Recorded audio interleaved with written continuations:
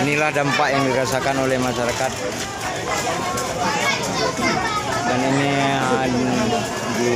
harus dirujuk ke Rumah Sakit Zubair Mahmud.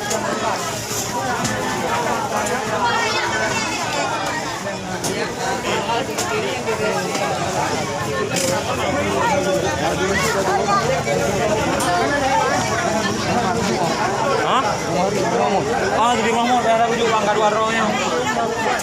Ini sudah ambulan yang kedua. Dan di belakang